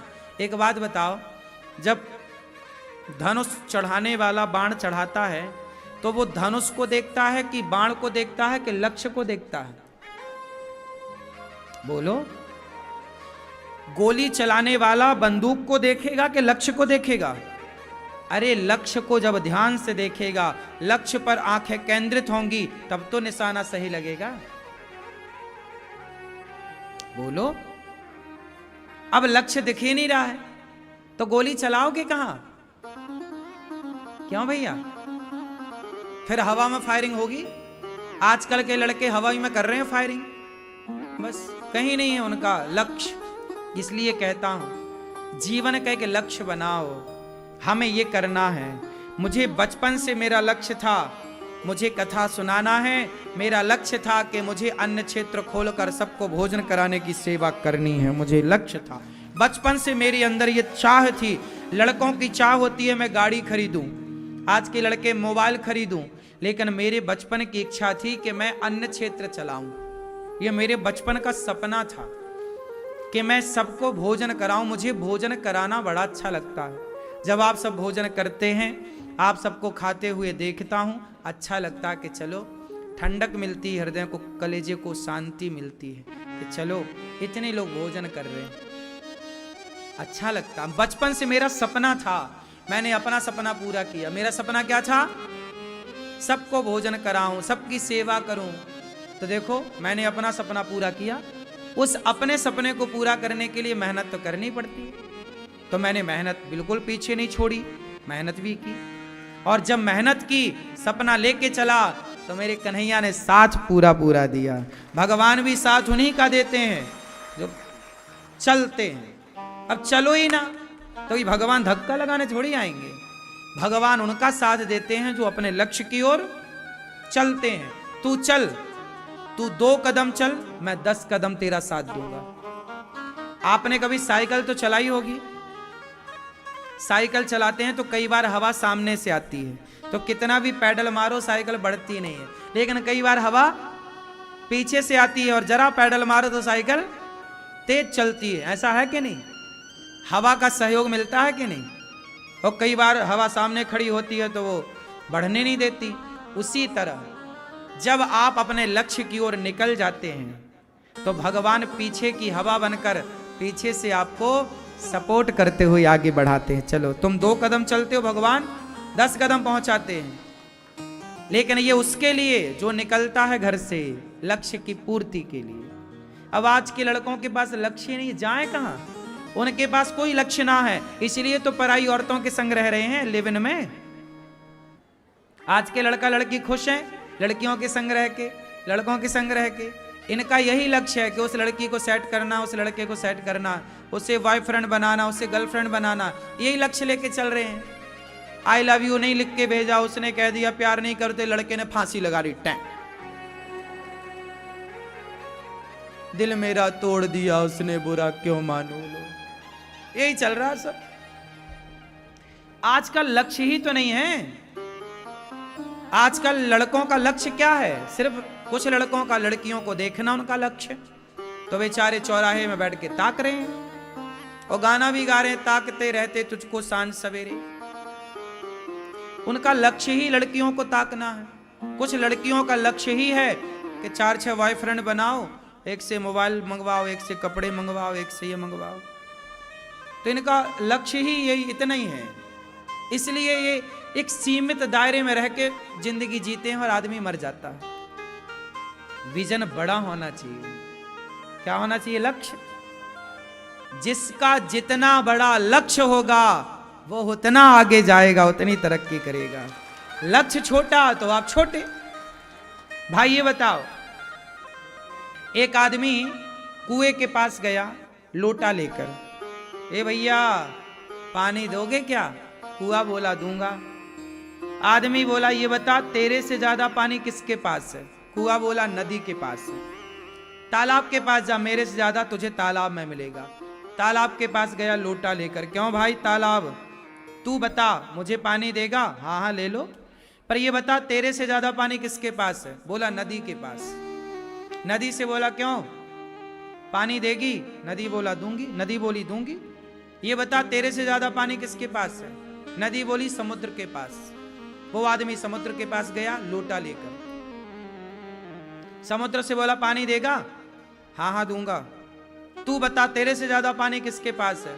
समुद्र बोला मेरे से ज्यादा पानी किसी के पास नहीं है। तो आदमी बोला चल भर दे मेरा लोटा। समुद्र बोला पागल, जब समुद्र के पास आया है पानी लेने तो बर्तन बड़ा लेके आता, तेरा लोटा तो कुआं ही भर देता। तुझे लोटा ही तो भरवाना था, तुझे पानी चाहिए कितना था? लोटा भर। और आया कहां? समुद्र के पास। अरे समुद्र के पास आया था तो पानी ज्यादा लेने आया था तो बर्तन भी तो बड़ा लाता। अब तेरा बर्तन तो छोटा है और चाहिए ज्यादा, तो मैं दे रहा हूं भर ले, कितना भी दे दूं लोटे भर से ज्यादा आएगा ही नहीं, तेरे पास बर्तन ही नहीं। बस यही आज की युवाओं की बातें हैं कि आज के युवाओं के पास लक्ष्य तो लोटे भर का है, इतना सा लक्ष्य, लड़कियों को देखना, लड़कों को देखना, उसे सेट करना, उसके पीछे भागना। पापा गाड़ी दिला दो, पापा मोबाइल दिला दो, इतना ही तो लक्ष्य बेचारे लड़कों का आजकल। वो कहां अपने से सॉफ्टवेयर बनाना चाह रहे हैं, वो कहां अपने को डेवलप करना चाह रहे हैं, कहां वो अंतरिक्ष में जाने की बातें कर रहे हैं, कहां वो अपने को सफल बनाना चाह रहे हैं, कहां वो बिल गेट्स से कंपटीशन कर रहे हैं। अरे कॉम्पिटिटर बड़ा होना चाहिए। कंपटीशन करो तो अडानी अंबानी से कंपटीशन करो, अड़ोसी पड़ोसियों से क्या करना। आपका कंपटीटर ही छोटा है, इसलिए आप छोटे रह गए। चुनो भी तो बड़े को चुनो, छोटे से क्या है। राम भी लड़े तो बड़े से लड़े ना, रावण से। छोटे मोटों से राम जी कहां लड़े? छोटा था मेघनाथ, तो मेघनाथ को लक्ष्मण जी से, जाओ लक्ष्मण तुम लड़के आओ। क्या राम जी छोटे से लड़े? छोटा था ना मेघनाथ। बोलो राम जी से समझते क्यों नहीं आप लोग? शत्रु भी छोटा नहीं होना चाहिए, बनाओ तो बड़े दुश्मन। छोटे मोटे क्या तुच्छों से क्या दुश्मनी करना? क्यों मेरी मां? मेघनाथ से नहीं लड़े राम, एक बार भी नहीं लड़े, बताओ लड़े? लक्ष्मण लड़ेगा। रावण से लड़ूंगा मैं, रावण बड़ा है, बड़े से बड़ा। बस यही है, जितना बड़ा लक्ष्य उतनी बड़ी सफलता। इसलिए लक्ष्य बड़ा होना चाहिए। आज के युवाओं का लोटा आपका छोटा है, पानी सामने है, ये सफलताएं खड़ी हैं आपका इंतजार करने के लिए। आप सफल होने के योग मेहनत तो करो। क्यों? इसलिए हम आपसे कह रहे हैं कि आनंद की ओर भागो। सुख तो है, पत्नी परिवार में सुख है, सुख का उल्टा दुख, इससे बचो और आनंद। सच्चिदानंद रूपाय विश्वोत्पत्त्यादि हेतवे। विश्व की उत्पत्ति पालन संहार। भगवान क्या करते हैं? विश्व की उत्पत्ति पालन और संहार। विश्वोत्पत्त्यादि हेतवे, तापत्र सारे दुखों का नाश करते हैं भगवान। कितने प्रकार के दुख होते हैं? मैया मैया, ओ झोला देखने वाली मैया, दुख कितने प्रकार के होते हैं? 3 प्रकार के, दैहिक, दैविक, भौतिक। कोई तन दुखी, कोई मन दुखी, कोई धन बिन रहते उदास। थोड़े थोड़े सब दुखी, सुखी राम के दास। सब दुखी हैं, तन से, मन से, धन से। कोई तन का दुखी, कोई मन का दुखी। तन, शरीर अच्छा नहीं है महाराज जी, बड़ा दर्द है, तन। कोई मन का दुखी, महाराज जी बेटा बात नहीं सुनता, मन से बड़ा परेशान हूं, मन बड़ा तंग करता, मन जाता है यहाँ वहां, मन से बड़े परेशान, जिसे मानसिक तनाव कहते हैं। आजकल डिप्रेशन की बीमारी ज्यादा है ना, ये मानसिक बीमारी तो है आजकल भारत में। सब भारत नहीं, दुनिया में, भारत में थोड़ा कम, पूरी दुनिया में आज 80% तनाव की बीमारी है, डिप्रेशन। विदेशों में लोग डिप्रेशन की गोलियां खा खा के मर रहे हैं। गोलियां जरूरत से ज्यादा भी ना खाना। हमारे गुरुजी हैं, उनको बड़ा दर्द हुआ करता था शरीर में कहीं भी, तो वो पेन किलर नाम की गोली आती है क्या बाजार में? क्या पेन किलर नाम की गोली हमारे गुरुजी ले आके खा लिया करते थे, दर्द खत्म। लेकिन ऐसा करते करते 10 साल हुआ उनको। अब डॉक्टर ने बोल दिया कि आपकी किडनी में इन्फेक्शन है, किडनी खत्म है। क्यों खत्म? पेन किलर खा खा के। गोलियां, टैबलेट कम खाओ, क्योंकि वो अंदर जाएंगी तो उनका बिल्कुल 1-2 में तो नुकसान नहीं है, लेकिन रेगुलर यदि आप टैबलेट खा रहे हैं तो वो नुकसान पहुंचाएगी। पेन किलर नाम की टैबलेट और ना जाने कितनी गोलियां खाकर कितने लोगों की किडनियां और लंग्स और फला फला जो भगवान जाने जो होता है भीतर, सब डैमेज हो जाता है। क्यों भैया? सही है कि गलत है? सही है। इसलिए जरूरत से ज्यादा डिप्रेशन की दवाइयां भी खा रहे हो। दवाइयों से थोड़ी चिंताएं मुक्त होती हैं पगले। डिप्रेशन की कोई दवाई ही नहीं है। डिप्रेशन की दवाई एक है, सत्संग, कथाएं सुनो, अपने आप डिप्रेशन खत्म हो जाएगा। भगवान पे भरोसा करो, डिप्रेशन खत्म। कथाएं सुनते नहीं, सत्संग करते नहीं, गोलियां खा के मरोगे। और आज का आदमी 60-65 साल के आगे जा ही नहीं रहा है। क्यों जी? बात सही है। 60 साल 65 में तय हो जा रहा है। व्यर्थ की दवाइयां ना खाओ, आयुर्वेद की तरफ बढ़ो, हल्दी से अपना इलाज करो, गौमूत्र से अपना इलाज करो। आप हंसते थे, कुछ लोग गौमूत्र की बात कर रहे हैं। अभी देखो ना, सिद्धू पाजी ने बताया उनकी बहन को कैंसर हो गया था।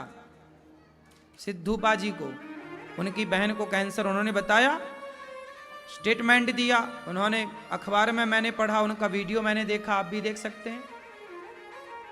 सिद्धू, उसकी बहन को, अब कौन थी? उनकी बहन थी शायद, पत्नी, उनकी पत्नी को कैंसर हो गया। अच्छा पत्नी थी, हमें लगा बहन, सॉरी शक्तिमान। पत्नी को क्या हो गया? कैंसर। डॉक्टर ने बोल दिया ये जाएंगी अब, लेकिन उन्होंने बताया कि हमने नीम के पत्ते खाए, नीम के पत्ते खाए, अदरक का रस पिया, हल्दी खाई, और इन सब चीजों से ही डॉक्टर ने मना कर दिया। उसके बाद इन चीजों से उन्होंने कैंसर ठीक कर लिया। अब वो बिल्कुल स्वस्थ हैं। देखिए, कैंसर क्या करता, आप लोग जो रात को खाते हो ना 10 बजे तक खूब गला भर भर के, मरोगे। बाप का पैसा बर्बाद करना है दवाइयों में तो खाओ।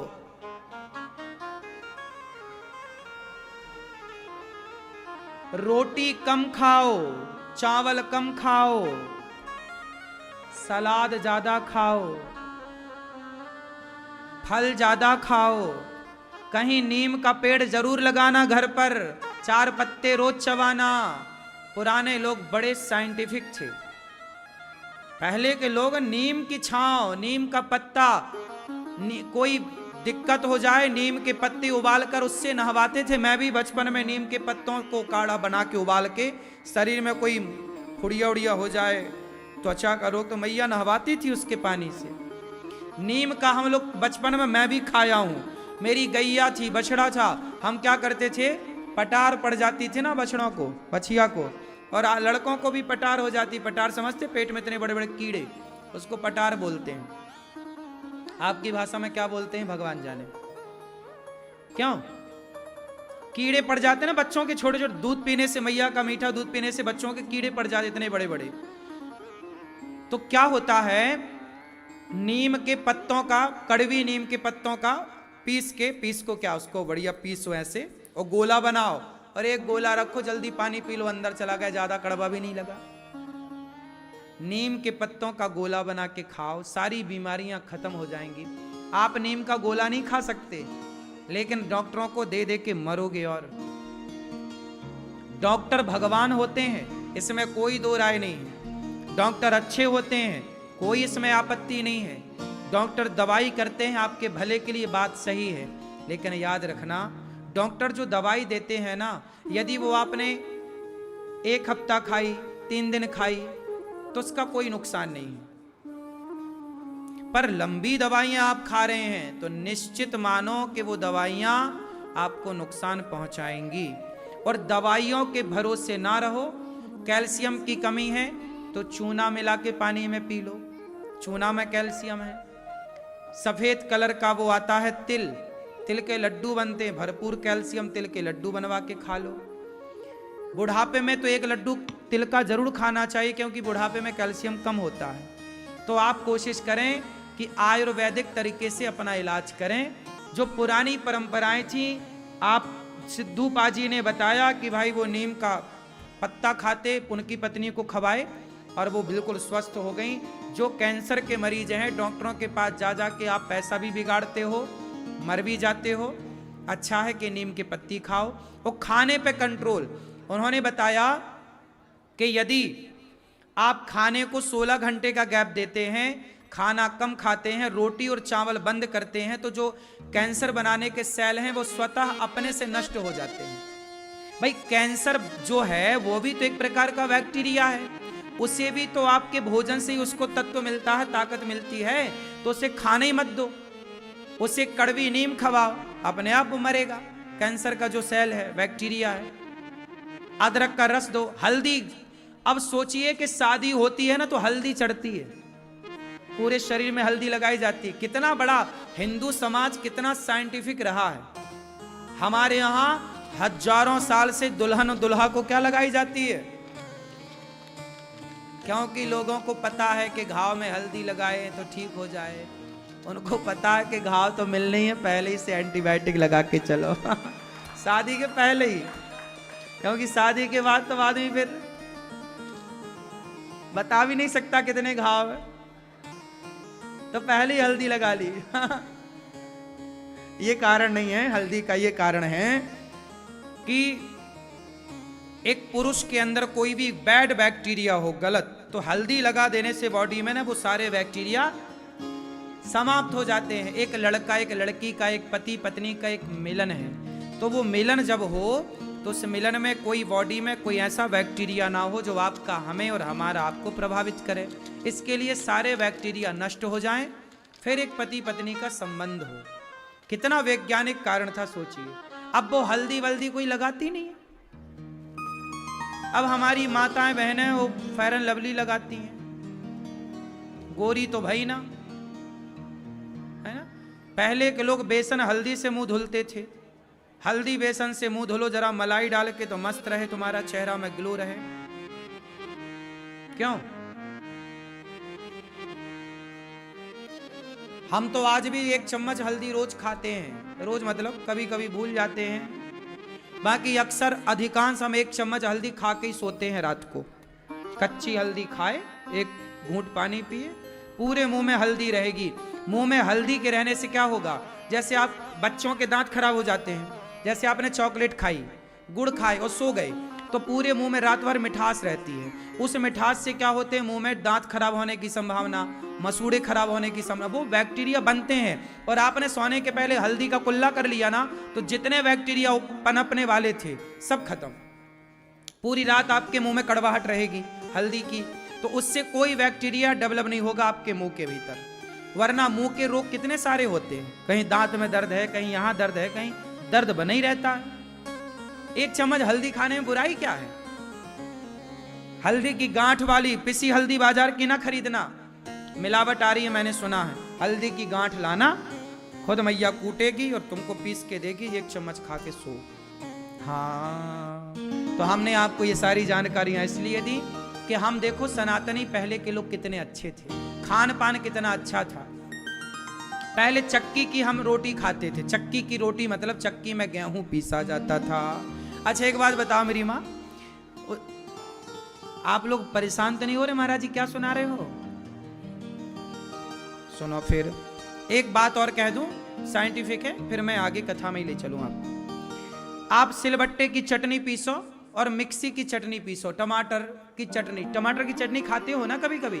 टमाटर में जरा मिर्ची, जरा धनिया पत्ता डाल के मस्त बनती है, हमें तो अच्छी लगती है। आपको अच्छी लगती नहीं? टमाटर की चटनी अच्छी होती है। टमाटर की चटनी सिलबट्टे में पीसो और मिक्सी में पीसो, बताओ कौन सी चटनी अच्छी होती है? कौन सी? सिल वाली। क्यों? कारण बताओ, आप बताओ क्या कारण है कि सिलबट्टे की चटनी का स्वाद अलग होता है और मिक्सी में पीसी गई चटनी का स्वाद अलग होता है?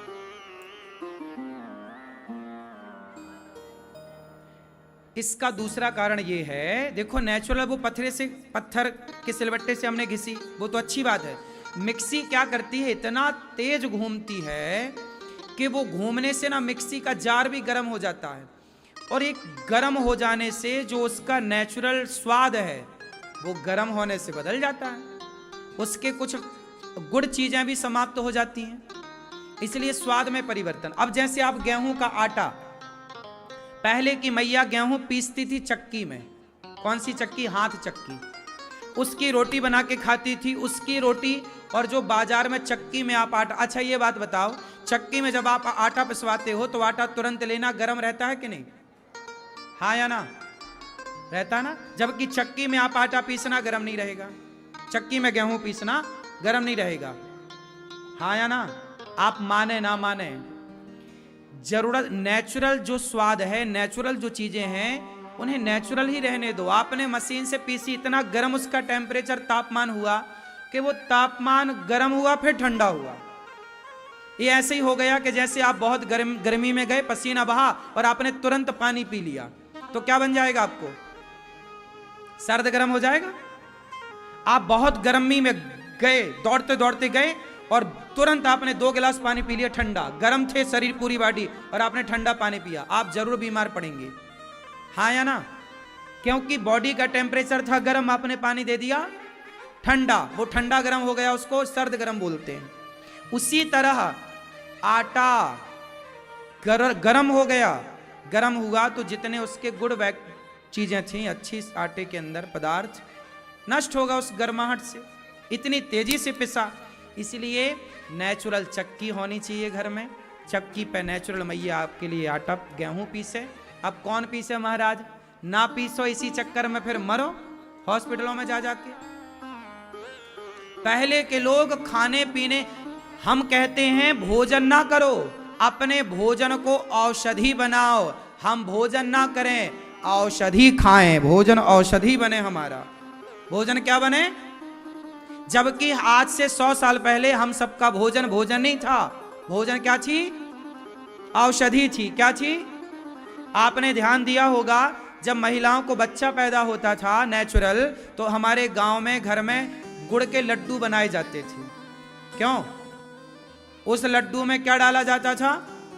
सौंठ डाली जाती थी, हल्दी डाली जाती थी, देसी घी डाली जाती थी, है ना, एक काले कलर की रार डाली जाती थी, गोंद डाली जाती थी, ये सब डाली जाती थी ना।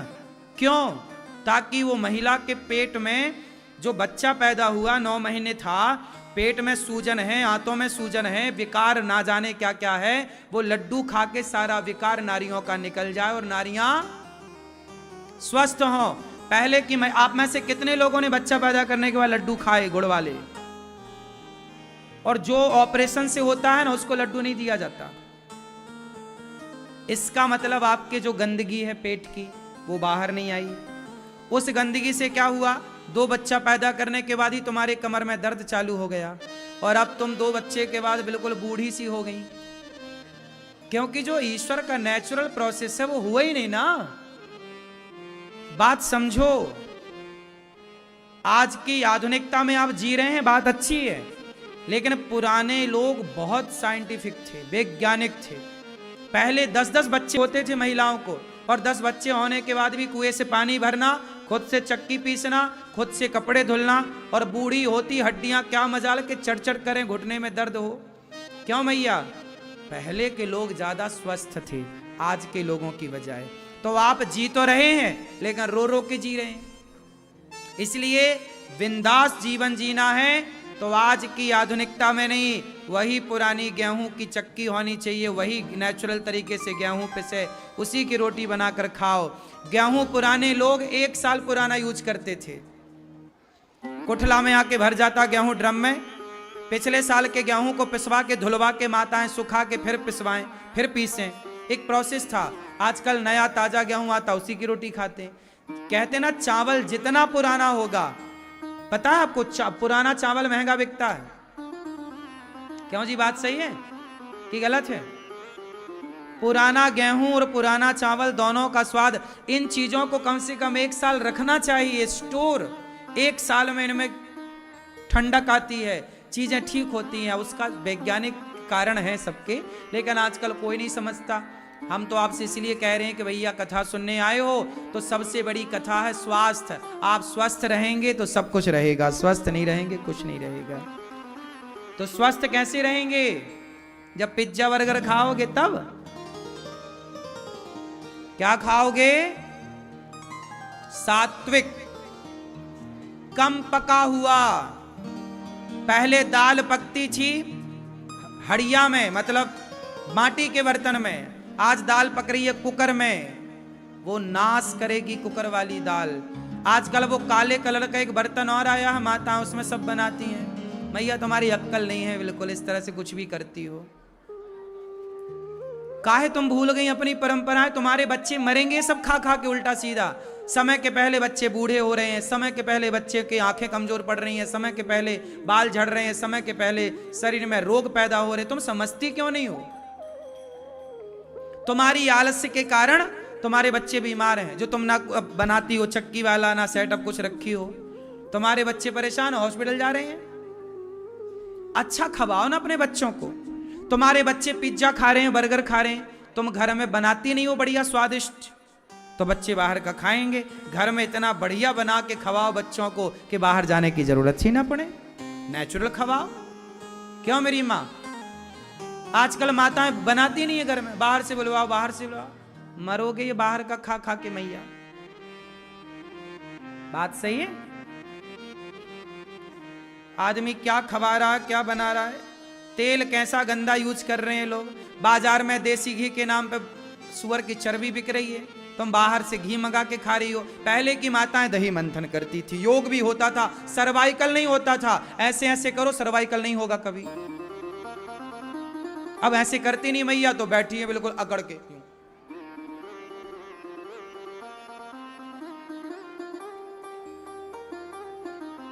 दही मंथन करना भी एक योग है, नहीं है?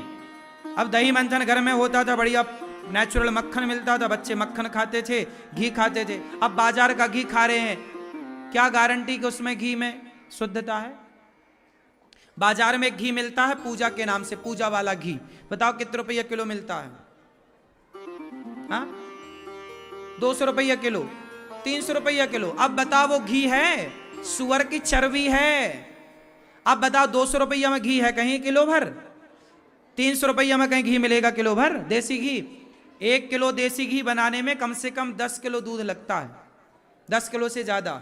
अब 10 किलो दूध की कीमत क्या निकली, जरा निकालो। 50 रुपया के हिसाब से भी निकाला तो 500 रुपया। अब 500 का तो दूध ही लग रहा है और 300 रुपया का घी बाजार में बिक रहा है पूजा के नाम से। अब वो घी है कि जहर है, और लोग यदि उसे खाए तो मरेंगे। बताओ भैया घी की लागत क्या है ओरिजिनल। 10 किलो दूध लगता है 1 लीटर घी में, ज्यादा ही लगेगा, मैं कम बता रहा हूं। 10 लीटर दूध का 1 लीटर घी निकलता है। बात सही है कि गलत है? प्रैक्टिकल कर लेना मैया। 500 रुपए का तो दूध हुआ, 60 रुपया किलो है तो उसकी कीमत और बढ़ गई है ना। इसलिए खिलवाड़ ना करो अपने स्वास्थ्य से। ये बच्चों से खिलवाड़ कर रही हो आप। यदि बाजार का ये घी तुम खवा रही हो बच्चों को, बाजार का तेल खवा रही हो, डबल रिफाइंड, काहे खवाना रिफाइंड। हम कहते हैं तुम सरसों खरीदा करो, सरसों खरीद के ले जाओ भैया, सरसों पिरवाओ, सरसों पिरवा के हाथों हाथ ताजे आंखों के सामने तेल भर के ले आओ, सरसों का, तिल का, मूंगफली का, वो तेल खाओ ना। फिल्टर वाला तेल क्यों खाना, मुझे बताओ क्यों भैया। जो आप मूंगफली खरीदो और मूंगफली ले जाओ और डायरेक्ट तेल निकलवा के ले आओ, वो तेल शुद्ध है कि बाजार का तेल शुद्ध है? उत्तर दो। डायरेक्ट मूंगफली का तेल बच्चे खाएंगे, निरोगी रहेंगे। अब मूंगफली का तेल फिल्टरों में जो होता है केमिकल से फिल्टर होता है, केमिकल का कुछ पॉइंट कुछ ना कुछ तो रहता ही है तेल में, वो खाते हैं। पता नहीं आप क्यों बच्चों के साथ खिलवाड़ कर रहे हैं। तुम्हारे बच्चे आज घर में जहर खा रहे हैं और मैया तुम खवा रही हो। कुकर की दाल खवा खवा के मारे डालोगी तुम, कुकर का चावल बना बना के तुम मार डाल रही हो बच्चों को। इसलिए आज समाज में केस कौन से बढ़ रहे हैं, सुनो। बहू के बच्चा नहीं हो रहा, लड़के को बच्चे नहीं हो, डॉक्टर कह रहे हैं तुम्हारे शरीर में कमी है, लड़कों में कमी। आज कितने लड़कों में कमियां आ गई कि वो बच्चे नहीं पैदा कर पा रहे हैं। क्यों, बताओ कारण। क्योंकि आपने गलत खान पान दिया बच्चों को, तो शरीर में जो एक मर्द के अंदर मर्दानगी होती है ना, जिसे तेज कहते हैं, वो डेवलप हुई ही नहीं। जिस पदार्थ से वो बनता है तेज, जिससे बच्चे का निर्माण होता, वो बना ही नहीं। इसलिए आज के बच्चे कमजोर हैं। इसलिए पुरुषों के अंदर पुरुषत्व होना चाहिए। वो कैसे होगा? हेल्दी खान पान से। अब हेल्दी भोजन घर में है ही नहीं। जब घर में हेल्दी भोजन नहीं है तो बाजार के भोजन की तो छोड़ ही दो। पिज्जा बर्गर खा के कौन से बच्चे पैदा करोगे तुम? इनमें बच्चे पैदा करने की ताकत नहीं रह जाएगी। आने वाले टाइम पे देख लेना, तुम्हारे फिर बच्चे वंशावली रुक जाएगी जो तुम लापरवाही कर रही हो मेरी मां। आज देख लेना समाज में, बताओ बच्चा नहीं हो रहे हैं, ये केस ज्यादा है कि नहीं? उत्तर दो। कहां से आ गए ज्यादा? पहले तो नहीं थे, पहले तो नहीं थे, कहां से आए? तुमने एल्यूमिनियम के बर्तन में भोजन कराया। आपने कभी एल्यूमिनियम के बारे में सुना? अंग्रेजों ने एल्यूमिनियम को सबसे पहले जेलों में भोजन बनाने के लिए रखा था, क्योंकि एल्यूमिनियम में खाने से जो पुरुषों का वीर्य है, पुरुषत्व है, वो क्षीण होता है, नष्ट होता है। एल्यूमिनियम पुरुषों का सबसे बड़ा दुश्मन है। लेकिन पुरुष आज सारे घरों में एल्यूमिनियम की कढ़ाई है, एल्यूमिनियम का कुकर है, खवा रही हो। आने वाले तुम्हारे बच्चे ना होंगे, देख लेना तुम। और खवाओ एल्यूमिनियम के बर्तन में, और बनाओ एल्यूमिनियम की कढ़ाई में। तुम्हें तो आलस्य आता है ना बनाने में। कौन बर्तन धोए, मिट्टी में कौन बनाए? पहले बर्तन होते थे कांसे के, पहले बर्तन होते थे पीतल के। और कुकर में क्यों बनाना है दाल? दाल बनने में जो नेचुरल समय लगता है पकने में, वो लगने दो, वही उसकी सुंदरता है, उसी में स्वाद डेवलप होगा। अब तुमने प्रेशर मारा कुकर का, दाल पकी नहीं, मर गई। मरी दाल खा रहे हैं तुम्हारे बच्चे कुकर की, एल्यूमिनियम की। सर्वे पढ़ लेना गूगल में, एल्यूमिनियम कब आया, क्यों आया, अंग्रेजों ने क्यों लाया? कि जेल के भीतर जितने क्रांतिकारी थे उनकी जो एनर्जी वो नष्ट हो। एनर्जी नष्ट करने वाला पदार्थ है एल्यूमिनियम। सर्च कर लेना, गूगल में पढ़ लेना, यकीन ना हो तो। और कौन सी शक्ति नष्ट करता वो भी स्पष्ट बता दूं, वीर्य को नष्ट करता है, बच्चे पैदा करने की क्षमता नष्ट करता है कुकर। कुकर और एल्यूमिनियम का बना कोई भी पदार्थ, कोई भी बर्तन। अब आप मानो मत मानो, हमारा धर्म है बताना, मानो ना मानो आपका काम।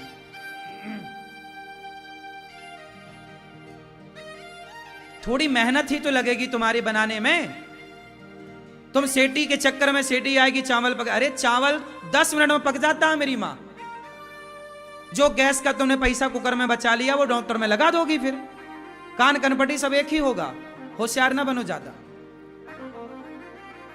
ये लड़कियों के अंदर ना जो गर्भाशय जितना मजबूत होना चाहिए, लड़कियों का गर्भाशय मजबूत नहीं हो रहा है, बच्चा गिर गिर जा रहा है। कितने महिलाओं की समस्याएं हैं कि रुक ही नहीं रहा बच्चा, रुक ही नहीं रहा। क्यों नहीं रुक रहा? पुरुषों का तेज नहीं बन रहा है, स्त्रियों का गर्भाशय डेवलप नहीं हो रहा है, खान पान गलत है इसलिए।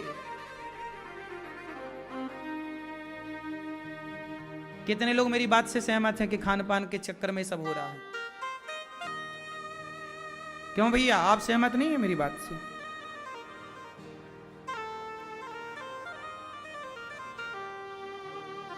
भाई मैं तो बिल्कुल कुकर का प्रयोग नहीं करता, कोई कुकर का प्रयोग मैं नहीं करता। मैं सिंपल, मैं कम पका, मैं चावल कम खाता हूं, रोटियां कम खाता हूं। मैं पहले फल ज्यादा खाता हूं, मैं अंकुरित चने खाता हूं, अंकुरित दाल खाता हूं, रस पीता हूं फलों का, और मुझे पका हुआ पदार्थ पसंद ही नहीं।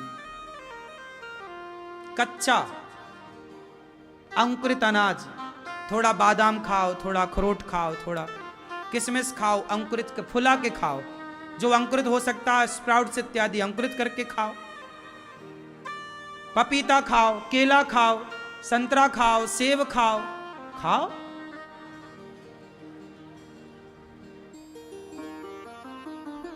तरीके का खाओ, तरीके का बनाओ। मैयाएं आलसी हो गई, नहीं बनाएंगे सस्ते में, तुम्हारे बच्चे तुम्हारा परिणाम भोगेंगे फिर। यम प्रव्रजन्त मनुपेतमपेत कृत्यम द्वैपायनो विरह कातरया जुहाव पुत्रेति तन्मयतया तरवोभिने दुष तम सर्वभूत हृदयम मुनिमान तोष्मि। सुखदेव भगवान का जन्म हुआ, जन्म लेते ही संन्यास लेने चल पड़े। पिताजी रोके, पुत्रेति तन्मयतया, पुत्र रुक जाओ जरा, हम कह रहे हैं सुन लो, विवाह कर लो ना पिताजी। सुखदेव भगवान बोले कि हम रुकेंगे नहीं, संसार में आए हैं, भगवान का भजन करेंगे और फिर भजन करते हुए जीवन को भगवान में समर्पित करते हुए आगे का काम करेंगे। नहीं रुके। वही सुखदेव भगवान को, सुखदेव जी को राजा वेदव्यास जी ने भागवत सुनाई, उन्होंने परीक्षित जी को सुनाई और परीक्षित जी ने भागवत सुनी। सूत जी महाराज आए शौनक आदि ऋषियों के बीच में, कहा हमें कथा, शौनक आदि ऋषि बैठे, बोले हमें कथा सुनाओ। कौन सी कथा सुनाए? भक्ति ज्ञान विरागाप्तो विवेको वर्धते महान माया मोह निरासश्च वैष्णवै क्रियते कथम। कथा कैसी होनी चाहिए? जिससे भक्ति बढ़े, ज्ञान बढ़े, वैराग्य बढ़ जाए। भक्ति ज्ञान विरागाप्तो, भक्ति ज्ञान वैराग, ऐसी कथा हो जिससे हमारी भक्ति बढ़ जाए, ज्ञान बढ़ जाए। कथा क्या करती है? भक्ति बढ़ाती है। भक्ति तो बढ़ाएगी, साथ में ज्ञान बढ़ाएगी। जैसा कि अभी आपका ज्ञान बढ़ा, खाने पीने का ज्ञान, और भी ज्ञान बढ़ेगा, अन्य विषयों पर बातें होंगी, तो ज्ञान तो बढ़ता ही है कथा से। और वैराग्य, संसार से मन हट जाना वैराग्य है। अच्छा, संसार में मन लगाना सही है कि गलत है? मैया, संसार में मन लगाना सही है कि गलत है? सही है। क्यों मैया? भगवान, संसार में मन लगाना सही है कि गलत है? हाँ मैया, आप बताओ, संसार में मन लगाना सही है कि गलत है? नहीं बताओ, कुछ तो बोलो, सही बोलो। नहीं बोलो, कोई पैसे थोड़ी लग रहे हैं, नंबर भी नहीं कटेंगे, बोल दो। हाँ? सही है? आप बताओ, संसार में मन लगाना सही है? हाँ सही है। कहाँ लगाएं महाराज जी? संसार में तो लगाना ही पड़ेगा। हाँ देखो, संसार में मन लगाना, अब आपने, अब प्रश्न क्लियर नहीं है, इसे और क्लियर कर दूं। संसार में मन लगाना, संसार में क्या है? स्त्रियां हैं, पुरुष हैं। संसार में क्या है? एक स्त्री के सिवा, एक पुरुष के सिवा इस संसार में क्या है? एक पैसे के सिवा इस संसार में क्या है? तो संसार में मन लगाना मतलब कहां मन लगाओगे? यदि बेटे में मन लगा है तो भी तो गलत है, यदि पत्नी में मन लगा है तो भी गलत है, पति में मन लगा है। लेकिन यहां एक अर्थ यह भी हो सकता है कि पत्नी में ही मन लगे और किसी पड़ोसन में ना लगे, पति में ही मन लगे और किसी पड़ोसी में ना लगे। यहां तक तो बात सही है कि मन परिवार में लगे, पत्नी में, पति में, बच्चों में ही रहे, हम यहां वहां ना भटकाएं, यहां तक तो सही है। लेकिन इससे जब ऊपर का स्टेप आएगा, ऊपर की स्थिति आएगी, तो यह कहा जाएगा कि अब पत्नी और पति से मन हटाओ। अच्छा ये बताओ, पति और पत्नी, बच्चों में मन, व्यापार बिजनेस में मन कब तक लगाना चाहिए? बेटे का ब्याह जब तक नहीं हुआ, बेटी का विवाह जब तक नहीं हुआ, तो मन लगाओ बेटी में, बेटे में, पति में, पत्नी में, काम धाम पूरा करो जिम्मेदारियों से पूरी। बेटी का ब्याह कर दिया, बेटे का ब्याह कर दिया, अब तुम मन को, बेटा सेट हो गया अपना अपना, बेटी अपना खुश है, अब सबसे मन हटाओ और मन को अब एक ईश्वर की ओर लगाओ। अब मन को भगवान में लगाने का, देखो हर चीज का एक टाइम है। विवाह करने का टाइम है, बच्चे पैदा करने का टाइम है, और धीरे से फिर संसार से मन को हटाने का भी एक टाइम है। अब जिस समय आपको, अब सोचो कि कोई 70 साल में ब्याह करे और 70 साल में ब्याह करके बच्चे पैदा करे, तो लोग तो हंसेंगे ना, क्योंकि ये उम्र अब बच्चे पैदा करने की नहीं है, ये उम्र अब विवाह करने की भी नहीं है। विवाह करने का भी एक टाइम टेबल है। क्यों जी? हर चीज एक टाइम पे अच्छी लगती है। सही है कि गलत है ना? तो हर चीज एक टाइम पर अच्छी लगती है। उसी तरह मन संसार में लगाने का भी एक टाइम है। जैसे जवानी है, जवानी में मन ठीक है, संसार में लगा है, थोड़ा सा भगवान में भी ठीक है, ये उम्र है। पर देखो 40 के बाद, 50 साल के बाद, बेटी और बेटों के विवाह हो जाने के बाद पूरा मन आपका भगवान में लगना चाहिए। अब सबसे मन हटे, इसी में आपकी भलाई, इसमें मेरा भला नहीं होगा, आपका भला होगा। क्योंकि जगत में मन लगेगा तो किचकिच बनी रहेगी।